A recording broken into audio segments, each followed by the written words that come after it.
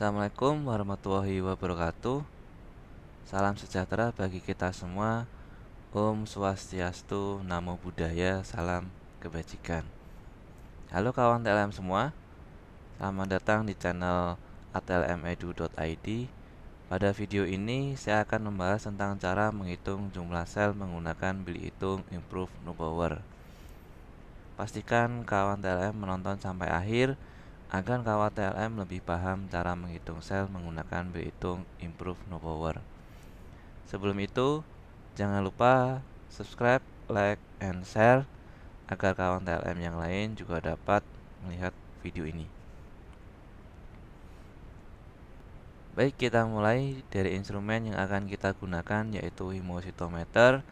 Mungkin sudah tidak asing bagi kawan TLM semua, di mana instrumen ini digunakan untuk menghitung jumlah sel, sperma, yeast, dan lain sebagainya. Instrumen ini terdiri dari bilik hitung Improve Neugebauer sendiri yang memiliki dua area utama, yaitu grid yang sama di kedua sisinya. Karena itu memungkinkan kita untuk melakukan perhitungan duplikat sehingga dapat meningkatkan akurasi hasil perhitungan. Dengan menggunakan mikroskop, kita bisa melihat sel yang berada di dalam grid dan menghitungnya dengan metode yang akan kita pelajari nanti. Selain itu, ada dua buah pipet Thoma atau kadang kita sebut sebagai pipet eritrosit yang berwarna merah dan pipet leukosit yang berwarna putih. Kemudian instrumen penunjang lainnya seperti deglas dan selang penghisap. Berikut gambar paket alat hemositometer. Berikutnya kita akan pelajari ukuran bilik hitung Improve Neugebauer. Jika kita lihat menggunakan mikroskop, bilik hitung ini mempunyai panjang 3 mm dan lebar 3 mm. Selanjutnya dibagi menjadi 3 kotak besar. Di sini saya warnai biru. Setiap kotak besar ini memiliki panjang 1 mm dan lebar 1 mm. Setelah itu 4 kotak besar yang berada di pojok ini dibagi menjadi 4 kotak sedang yang memiliki panjang 0,25 mm dan lebar 0,2 mm. Saya beri warna kuning. Sedangkan satu kotak besar yang berada di tengah itu dibagi menjadi 5 kotak sedang yang memiliki panjang 0,2 mm dan lebar 0,2 mm yang saya beri warna merah. Kemudian kotak merah ini dibagi lagi menjadi 4 kotak kecil dengan lebar 0,05 mm dan panjang 0,05 mm. Saya beri warna hijau. Berikut masing-masing ukuran dari kotak yang sudah saya berikan warna. Bagaimana? Sudah paham untuk ukuran panjang dan lebar masing-masing kotak pada bilik hitung Improve Neugebauer? Oke, kalau sudah paham, kita lanjutkan ke pemahaman pengenceran, di mana pengenceran ini tergantung dari pipet Thoma yang kita gunakan. Saya akan berikan contoh pengenceran pada pipet Thoma warna merah atau pipet eritrosit. Pipet eritrosit ini memiliki batas angka 0,5, 1, dan 101. Jika kita memipet sampel darah 0,5 dan ditambahkan reagen pewarna atau pelarut sampai 0,01, maka pengenceran yang didapatkan adalah 200 kali. Kalau memipet sampai angka 1 untuk sampelnya dan reagennya sampai angka 101, maka pengenceran yang didapat adalah 100 kali. Angka pengenceran tersebut bisa kita hitung. Misalnya, jika kita memipet sampel 0,5 dan reagen 101, maka perhitungannya adalah 100 dibagi 0,5 sama dengan 200 kali. Sedangkan jika kita memipet sampel 1 dan ditambahkan reagen sampai angka 101, maka perhitungannya adalah 100 dibagi 1, maka akan ditemukan pengenceran 100 kali. Pertanyaannya, mengapa angka 1 dari 101 tidak saya gunakan? atau saya hilangkan untuk perhitungan. Karena angka 1 di sini dianggap sebagai reagen yang tidak homogen dengan sampel.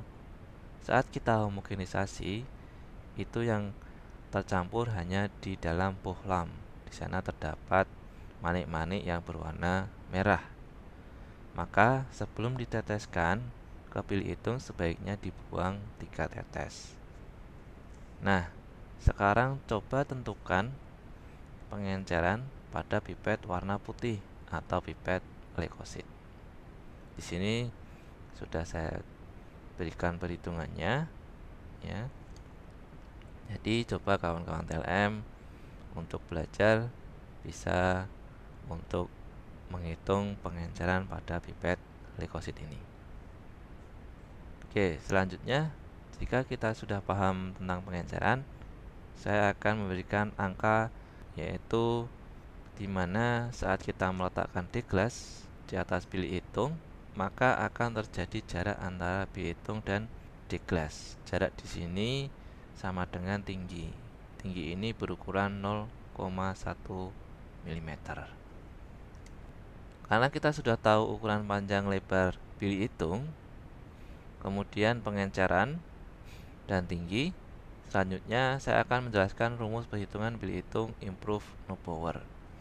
Rumus ini bisa kawan TLM gunakan untuk hitung jumlah sel leukosit, eritrosit, trombosit, maupun eosinofil. Rumusnya hanya satu, yaitu N per V kali P, di mana N sama dengan jumlah sel yang dihitung, V sama dengan volume atau perhitungan dari panjang kali lebar kali tinggi, dan P sama dengan pengenceran. Nah, berikutnya saya akan berikan contoh untuk hitung sel leukosit. Untuk hitung sel leukosit, kita memakai 4 kotak besar yang berada di pojok dengan ukuran panjang 1 mm dan lebar 1 mm dengan tinggi bilik dengan deglas itu adalah 0,1 mm.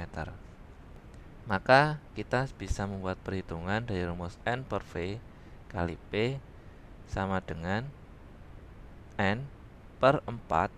4 adalah jumlah kotak, dikali 1 adalah panjang, dikali 1 lebar, dikali 0,1 itu tinggi, dan dikali 20 untuk pengenceran.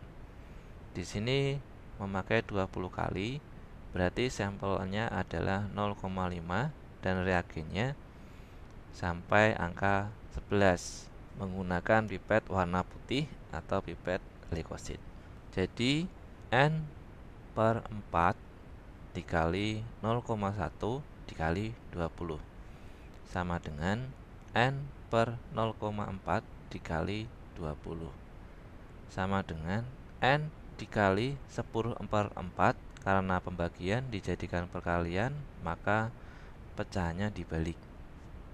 Kemudian dikali 20 per 1. Angka 20 itu sama dengan 20 per 1. Maka menjadi 10 per 1 dan 5 per 1 sama dengan N kali 10 kali 5 sama dengan N kali 50. Nah, kita dapat rumus cepat hitung leukosit, yaitu N kali 50. Maka jika ada pertanyaan diketahui jumlah sel leukositnya, tinggal kita kalikan 50, akan ditemukan hasilnya. Contoh hitung cepat selain leukosit adalah eritrosit dan trombosit. Untuk eritrosit, N dikali 10.000 jika kita memakai 5 kotak sedang di tengah. Kemudian untuk trombosit, N dikali 2000 jika kita memakai 25 kotak sedang yang berada di tengah kotak besar. Contoh soal, saya lanjut dengan soal yang mungkin bisa dijumpai pada soal UKOM yang kawan TLM kerjakan.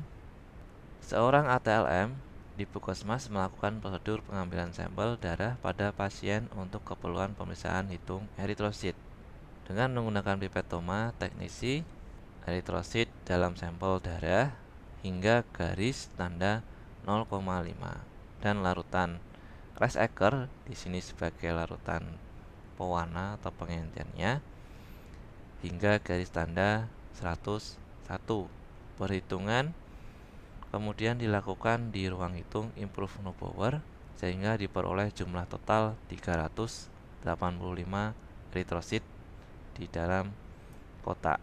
Apa temuan mengenai jumlah eritrosit pada pasien tersebut? Untuk menjawab soal di sini, perhatikan angka yang saya garis bawahi dan angka yang saya beri warna merah, yaitu angka 385 yang merupakan jumlah selnya atau di sini bisa kita sebut sebagai N. Untuk hitung cepat, kita bisa gunakan N kali 10.000. Maka didapatkan hasil 3.850.000 atau 3,85 juta eritrosit per mikroliter darah. Untuk lebih paham 10.000 dari mana, karena tadi sudah kita contohkan leukosit, kita coba jabarkan untuk yang 10.000. Jika kita menghitung eritrosit, maka kita hitung adalah 5 kotak ya, yang berada di tengah, kotak sedang. Di sini yang kita pakai adalah kotak sedang yang berada di tengah dengan ukuran panjang 0,2, lebar 0,2 dan tinggi 0,1.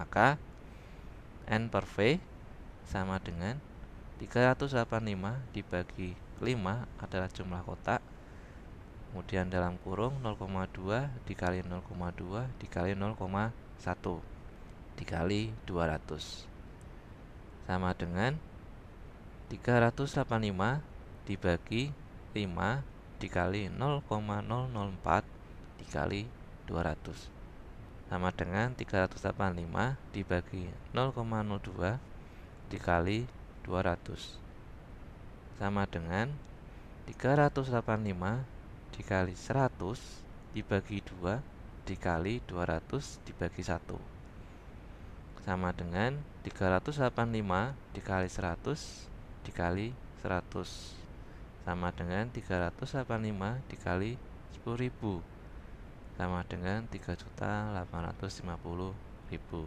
mikrolit darah untuk hasil perhitungan jumlah eritrosit pada soal. Mungkin itu pembahasan mengenai penggunaan bilik hitung improve Neubauer. Semoga video ini bermanfaat bagi kawan TLM semuanya dalam memahami teknik perhitungan sel dengan tepat dan akurat. Jangan ragu untuk meninggalkan komentar di bawah jika memiliki pertanyaan atau ingin berbagi pengalaman menggunakan metode ini. Terima kasih telah menonton dan sampai jumpa di video berikutnya.